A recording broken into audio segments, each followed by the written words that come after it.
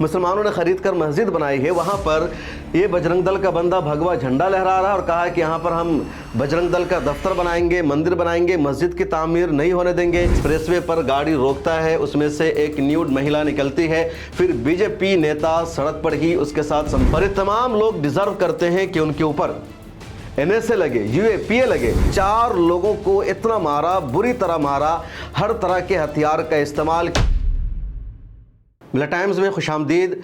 इस वीडियो में दहशतगर्दों के चेहरों को देखा जा रहा है, आतंकवादियों का जो फेस है वो साफ नजर आ रहा है। इन दहशतगर्दों ने अभी तक मुल्क भी नहीं छोड़ा है, बल्कि ये मुल्क के अंदर मौजूद है और आसानी से इन सबको गिरफ्तार किया जा सकता है, इन पर UAPA लगाया जा सकता है। लेकिन अभी तक पुलिस ने इन दहशतगर्दों को गिरफ्तार नहीं किया है, बल्कि सिर्फ FIR करके इनको छोड़ दिया गया है। और पुलिस कह रही है कि CCTV फुटेज की बुनियाद पर दहशतगर्दों की तलाश जारी है।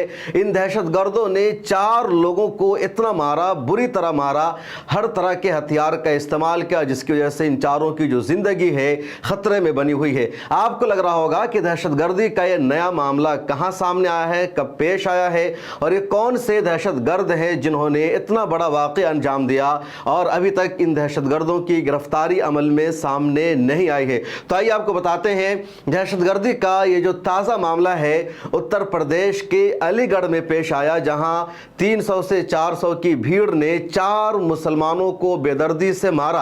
अच्छा, सीधे इन्होंने मारा नहीं, बल्कि इन्होंने जिस तरह मारा, जिस तरह की गुंडागर्दी की है, सच्चाई यह है कि अभी दहशतगर्दी का एक वाकया है। लेकिन जब मुल्क के अंदर इस तरह का कोई मामला सामने आ जाता है तो हमारे देश की मीडिया चुप हो जाती है, एक लाइन की कहीं कोई खबर नहीं छपती, टीवी चैनलों पर कोई डिबेट नहीं होता और जो हमारे पॉलिटिशियन हैं, जो ट्विटर पर एक्टिविस्ट है, वो भी खामोश नजर आ जाते हैं। अब अलीगढ़ का कल का मामला है कि अलीगढ़ की एक कंपनी है और एक कंपनी आप देख सकते हैं, इस कंपनी का जो नाम है काफ़ी पुराना है, अल अम्मार। ये कंपनी है जो गोश्त की सप्लाई करती है और दुनिया के 60-70 मुल्कों में इस कंपनी के ज़रिए गोश्त की सप्लाई की जाती है। अब यहाँ के 4 मुलाजमीन ट्रक पर गोश्त रख करके कंपनी से बाहर निकलते हैं और एक भीड़ है जिसमें कुछ BJP के नेता है, VHP के नेता, बजरंग दल के नेता, ये पूरी भीड़ उस ट्रक को घेर लेती है और घेर करके कहती है 50,000 रुपये हमें रंगदारी दो, तब तुम्हें जाने देंगे, वरना नहीं जाने देंगे। ये लोग कहते हैं कि तुम्हें किस बात की रंगदारी दे, रंगदारी देने से लोग मना कर देते हैं। उसके बाद ये भीड़ उस ट्रक पर हमला कर देती है, तोड़फोड़ करती है, ट्रक को आग के हवाले कर दिया जाता है, ट्रक में जो गोश्त है उसको बाहर फेंक दिया जाता है और फिर ये भीड़ रड लेकर के, लाठी लेकर के, डंडा लेकर के ट्रक में बैठे 4 लोगों पर हमला कर देती है और इतनी बेदर्दी से मारती है, इतनी बुरी तरह पीटा जाता है कि उन सब की जो जिंदगी है वो बिल्कुल खतरे में है, वो आखिरी सांसें ले रहे हैं। जिंदगी और मौत के बीच ये लोग हिचकोले खा रहे हैं। उत्तर प्रदेश की पुलिस ने कंफर्म किया है कि ये मॉब लिंचिंग का मामला है। इन लोगों ने पहले 50,000 रुपये रंगदारी मांगा, जब नहीं दिया गया तब इन लोगों ने हमला किया। उत्तर प्रदेश की पुलिस ने FIR में यह भी माना है कि इनके पास दस्तावेज थे, डॉक्यूमेंट्स थे, ये वैध काम था और कोई गाय का गोश्त नहीं था, बल्कि बफेलो का गोश्त था, भैंस का गोश्त था, जिसके लोग कारोबार करते हैं। इतनी बड़ी कंपनी है और उसके साथ इन लोगों ने पूरी इस तरह की हरकतें की है। और जो घटना हुई है कोई अकेली उत्तर प्रदेश की घटना नहीं है, बल्कि इस तरह की घटना पिछले दिनों में मुल्क के कई हिस्सों में भी पेश आई है। आगे मैं आप पूरी तफसील बताऊंगा कि इस घटना के पीछे की पूरी साजिश क्या है, क्या कुछ हुआ है। लेकिन ज़रा ये समझिए कि कैसे मौका पर जब देश को ज़रूरत है एकजुट होने की, इकट्ठा होने की, जो हमारे देश की सरकार है पूरी दुनिया को ये बता रही है कि भारत में हिंदू, मुसलमान, सिख, ईसाई किसी के बीच कोई नफरत नहीं है, कोई लड़ाई नहीं है, कोई इख्तलाफ नहीं है, सभी लोग एक हैं, मुत्तहिद हैं। भारत ने पाकिस्तान की सच्चाई को बेनकाब करने के लिए, पाकिस्तान की दहशतगर्दी का चेहरा पूरी दुनिया के सामने उजागर करने के लिए दुनिया के 32 देशों में अपना डेलीगेशन भेजा है, वफद भेजा है। सऊदी अरब भी भेजा गया है, मुत्तहिदा अरब इमारात भी भेजा गया है, इंडोनेशिया, मलेशिया भी भेजा गया है, यूरोप और अमेरिका के देशों में भी भेजा गया है और 8 मुस्लिम MPs को इस डेलीगेशन में शामिल किया गया ताकि पूरी दुनिया को पता चले कि इंडिया में हिंदू मुसलमान मुसलमान एक होकर के रहते हैं, कोई नफरत नहीं है। प्रेस ब्रीफिंग के लिए कर्नल सोफिया कुरैशी को सामने लाया गया विंग कमांडर युमिका सिंह के साथ, ताकि पूरी दुनिया में एक मैसेज जाए कि एक सेकुलर देश है, सभी को बराबरी का राइट हासिल है। लेकिन दूसरी तरफ अंदरूने मुल्क इस तरह की दहशतगर्दी के जो वाक़यात हैं लगातार पेश आ रहे हैं, और आखिर इनको क्यों रोका नहीं जा रहा है। पिछले एक रिपोर्ट में मैंने बताया था कि पीसीआर ने एक डेटा जारी किया कि पहलगाम टेरर अटैक के बाद 184 हेट क्राइम के मामले सामने आ चुके हैं, और उसके बाद भी 50 से ज़्यादा मामले सामने आ चुके हैं जिसकी रिपोर्ट इंक्लूड नहीं है। यानी 200-300 का आंकड़ा पार हो चुका है और सरकार की तरफ से चुप्पी है। मुस्लिम मिरर ने एक रिपोर्ट शाया किया जिसमें बताया गया कि सरकार ने जो बाहर डेलीगेशन भेजा है पाकिस्तान को बेनकाब करने के लिए, दहशतगर्दी का हकीकी चेहरा वाज़ेह करने के लिए, तो उसमें 12% मुस्लिम नुमाइंदगी है डेलीगेशन में। लेकिन अंदरूने मुल्क बीजेपी की जो हुकूमत है तो वहाँ मुसलमानों की नुमाइंदगी, मुसलमानों का रिप्रेजेंटेशन 0% है। बीजेपी के पास एक भी मुस्लिम एमपी नहीं है, न तो लोकसभा में न राज्यसभा में एक भी मुसलमान कोई मिनिस्टर नहीं है। तो ये सच्चाई है। लेकिन जब बाहर भेजा गया तो मुसलमानों की नुमाइंदगी को दिखाया गया। लेकिन अंदरूनी मुल्क लगातार इस तरह के मामले सामने आ रहे हैं और इसको रोका नहीं जा रहा है। आगे कई मामले सामने आए वो बताऊंगा, लेकिन पहले ये जान लीजिए जो अलीगढ़ की घटना है कि मांस ले जा रहे 4 मुस्लिम युवकों को पर हिंदू भीड़ का हमला, वाहन जलाया गया। इसकी डिटेल्स देखिए। उत्तर प्रदेश की अलीगढ़ ज़िले के हरदुआगंज क्षेत्र में शनिवार सुबह लगभग 8:30 पर यह घटना हुई है। यह हमला पनेठी रोड से साधु आश्रम रोड जाने वाले रास्ते पर हुआ। इसके एक डिटेल्स देखिए कि शिकायतकर्ता यानी जिन पर हमला हुआ, जिन लोगों ने पुलिस में जाके कंप्लेन की, उनके नाम है सलमान खान, पिता राशिद खान, अपने भतीजे अकील इब्राहिम के साथ अतरौली से अलीगढ़ मंडी फैक्ट्री की ओर जा रहे थे।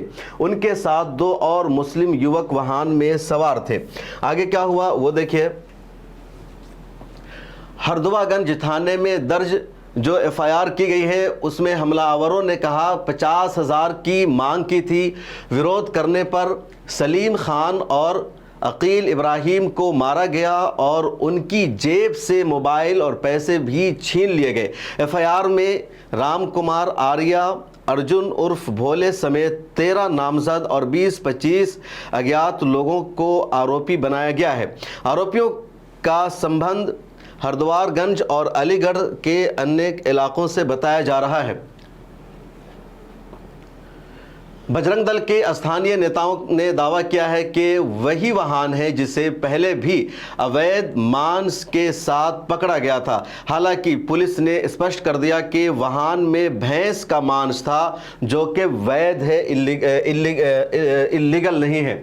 पुलिस ने पुष्टि की कि परिवहन दस्तावेज और मांस से संबंधित कागजात वैध थे। मामला भारतीय न्याय संहिता के तहत की जो मुख्तलिफ सेक्शन है उसमें दर्ज किया गया है। धारा 191 धारा 191(2), धारा 191(3), 190, 109, 308, 5310 और 3 जो धाराएं हैं वो लगाई गई है और पुलिस जांच कर रही है। तफ्तीश का सिलसिला जारी है। सचिन गुप्ता ने इस पूरे मामला की जानकारी देते हुए ये वीडियो शेयर की। आप इस वीडियो को देख लीजिए यहाँ स्क्रीन पर। और इन्होंने ट्विटर पर लिखा कि अलीगढ़ में गौमांस के शक में मीट की गाड़ी सवार 4 लोगों की पिटाई का मामला सामने आया है। बीजेपी नेता राम कुमार आर्या, बीजेपी नेता अर्जुन सिंह, विषम हिंदू सहित कई लोगों पर मीट सप्लायरों से 50,000 रुपये रंगदारी मांगने, मारपीट करने, कैश मोबाइल लूटने की एफआईआर दर्ज हुई है। मीट की गाड़ी अल अम्मार फ्रोजन फूड्स कंपनी से निकली थी जिसके डॉक्यूमेंट्स भी थे। मीट सैंपल की रिपोर्ट अभी नहीं आई है। पुलिस अब सीसीटीवी वीडियोस, फोटोज के जरिए लिंचिंग करने वालों को पकड़ने में जुटी हुई है। तो ये देखिए कितनी शर्मनाक घटना है और अलीगढ़ में पेश आया कि जहां मॉब लिंचिंग करने की कोशिश की गई, 4 लोगों को मारने की कोशिश की गई। और इसमें वीएचपी का नेता है, बजरंग दल के लोग हैं, बीजेपी का भी एक नेता है। और इन सब लोगों ने पहले रंगदारी मांगा। गौ रक्षक के नाम पर या गौ तहफ़्फ़ुज़ के नाम पर ये जो लोग पूरी दुनिया को बेवकूफ़ बना रहे हैं, अपने ही लोगों को बेवकूफ़ बना रहे हैं। इनके एक और सच्चाई सामने आई है और यही वजह है कि इससे पहले भी कई मरतबा इस तरह की रिपोर्ट आ चुकी है कि जितने गौ रक्षक है ये पहले दरअसल गौ की तस्करी करने वालों से या जो दूसरे लोग जानवरों का कारोबार करते हैं इनसे ये रंगदारी वसूलते हैं, पैसा मांगते, कहीं पर ये खुद गायों को इधर से उधर ले जाते हैं, गायों को बेचते हैं और जब इनको पैसा नहीं मिलता, इनकी रोजी रोटी नहीं चलती, ऐसे ही देश में रोजगार की कमी है, ये बेरोजगार बैठे हुए हैं, तब ये लोग रंगदारी ना मिलने पर कानून को अपने हाथ में लेते हैं और फिर पिटाई शुरू कर देते हैं, लूट मार करते। यहाँ देखिए लोगों ने 50,000 रंगदारी मांगा, वो नहीं मिला, फिर मोबाइल चोरी किया, पॉकेट को चेक किया और 300-400 लोगों की भीड़ से इन लोगों ने हमला कर दिया और फिर इतनी बेदर्दी तरीके से मारा। ये जो कुछ है ये दहशतगर्दी है, ये आतंकवाद है और यही वजह है कि कांग्रेस के माइनॉरिटी अफेयर्स के चेयरमैन और राज्यसभा एमपी इमरान प्रतापगढ़ी ने इस पूरे मामले पर एक ट्वीट किया और ट्वीट करके उन्होंने यही लिखा कि जो घटना है किसी आतंकवादी घटना से कम नहीं है। उत्तर प्रदेश में कानून नाम की कोई चीज़ नहीं रह गई है, लगातार इस तरह के मामले सामने आ रहे हैं और मॉब लिंचिंग का जो मामला है कोई पहला मामला नहीं बल्कि इस तरह के कई और मामले सामने आए हैं। ये कल ही की रिपोर्ट है, मिरर टाइम्स के ट्विटर हैंडल पर रिपोर्ट आप देख सकते हैं कि हरिद्वार में गौवंश तस्करी के शक में बजरंग दल के कार्यकर्ताओं ने विष्णु शर्मा नाम के व्यक्ति की जमकर पिटाई कर दी। उसके वाहन से 3 पशु बरामद हुए। पुलिस ने मामला दर्ज कर विष्णु शर्मा को हिरासत में लिया है। मामला तनावपूर्ण होता जा रहा है। अब शर्म की बात देखिए, पुलिस का रवैया देखिए कि आखिर भीड़ को किसने राइट दिया है कि वो कोई जानवर लेकर जा रहा है तो उसको रोके, उसको हमला करेगा। जानवरों का जो व्यापार है बंद है, जानवरों को बेचा नहीं जा रहा है। अब विष्णु शर्मा जानवर लेकर जा रहा है, भीड़ ने उसको रोका, बजरंग दल ने रोका और पुलिस ने उसी के खिलाफ एफआईआर दर्ज कर लिया, जबकि हरिद्वार पुलिस को दर्ज करनी थी एफआईआर उस भीड़ के खिलाफ जो बेच रहा है,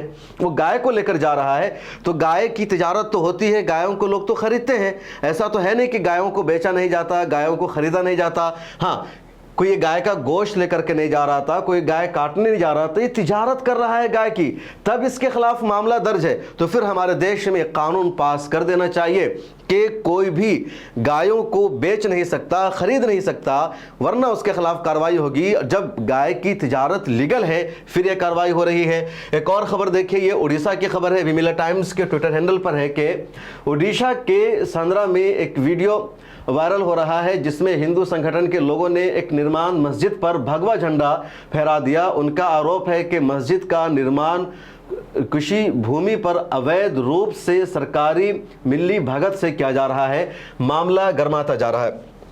अब ये उड़ीसा का मामला है, एक मस्जिद की तामीर हो रही है, मुसलमानों ने खरीद कर मस्जिद बनाई है, वहाँ पर ये बजरंग दल का बंदा भगवा झंडा लहरा रहा है और कहा है कि यहाँ पर हम बजरंग दल का दफ्तर बनाएंगे, मंदिर बनाएंगे, मस्जिद की तामीर नहीं होने देंगे।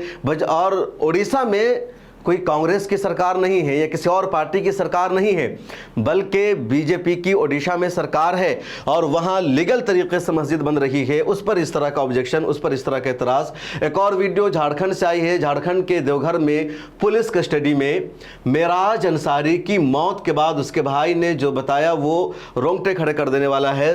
दरअसल मामला झारखंड का है जहां पुलिस कस्टडी में एक नौजवान की मौत हो जाती है और कुछ भी वजाहत नहीं दी गई है। आप सुनिए इसके भाई को कि क्या कुछ कहा इन्होंने अपने भाई की लाश के पास बैठकर। तो मैं इस वक्त मेराज अंसारी मेरे भाई जिसको पुलिस वालों ने बेरहमी के साथ पीट कर मार दिया, जो बेगुनाह है, जिसने गुनाह किया ही नहीं। ऐसे ही हमारे पालो जोरी सारठ क्षेत्र में पूरे देवघर ज़िला पुलिस वाले आते हैं, आने के बाद जिसको चाहते हैं उठा लेते हैं। यहाँ तक कि कुछ भी अगर कोई दुकान चलाते हैं उनको उठा लेते हैं, अगर कोई राह चलते मुसाफिर हैं उनको उठा लेते हैं, अगर कोई बाहर से कमा कर आ रहे हैं उनको उठा लेते हैं। बताइए, लोगों के साथ अगर कोई परेशानी होती, कोई मुसीबतें आती है तो वो पुलिस के पास जाते हैं। अगर पुलिस वाले ही गुंडागर्दी करने लगे, आपका रक्षक ही भक्षक बन जाए तो फिर आप कहाँ जाएंगे, क्या करेंगे। देखिए, मैं इस वक्त मेरे भाई मेराज अंसारी के लाश के सामने मैं बैठा हूँ और मैं ये वीडियो बना रहा हूँ। आप देख सकते हैं मेरे भाई जिसके तो मेरा अपना चचा का बेटा है, जिसके साथ पुलिस वालों ने बेरहमी के साथ पीट कर हत्या कर दिया, जिसने कुछ किया ही नहीं था। मैं आपसे पूछना चाहता हूँ, आपसे अपील करता हूँ कि कोई मेराज अंसारी जैसा, कोई राहुल कुमार जैसा फिर पुलिस वाले टारगेट करके ना मार दे।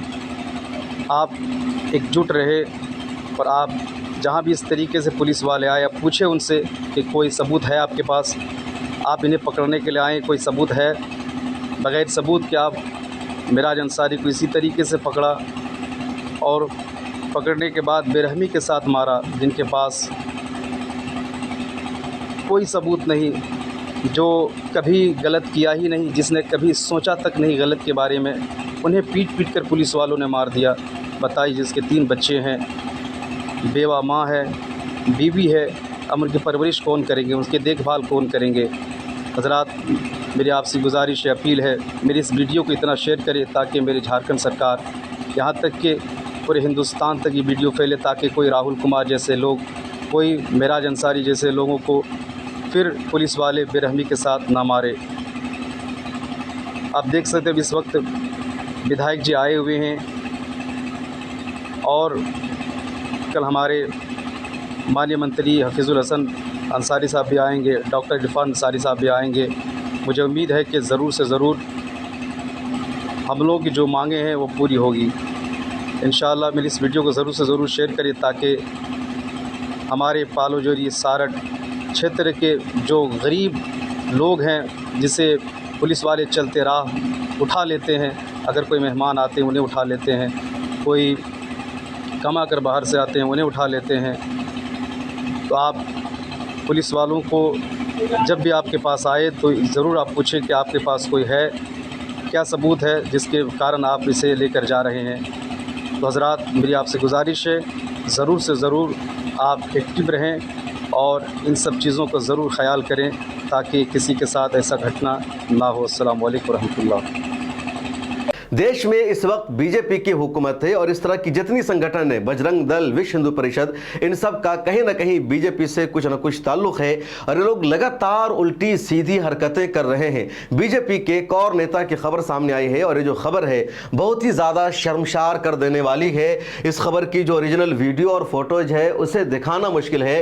अब सिर्फ कैप्शन देखिए कि मध्य प्रदेश के मंदसौर में बीजेपी नेता मनोहर ढाकर का एक वीडियो सामने आया है। आपको मैं बताऊं कि दिल्ली मुंबई नया एक्सप्रेसवे बना है और मध्य प्रदेश के मंदसौर के इलाके में बीजेपी का ये नेता है, अपनी गाड़ी को रोकता है, उसकी गाड़ी से एक नंगी लेडी निकलती है और बीच सड़क पर ये सेक्स करने लगता है। बीच सड़क पर उसके साथ कई मिनट तक इस तरह की हरकतें करता है, इधर जाकर के उधर जाकर के मुख्तलिफ सड़क के किनारे का इस्तेमाल करके। इसकी जो शर्मनाक हरकत है और बहुत ज़्यादा वीडियो वायरल होने के बाद इसको पार्टी से हटाया गया है।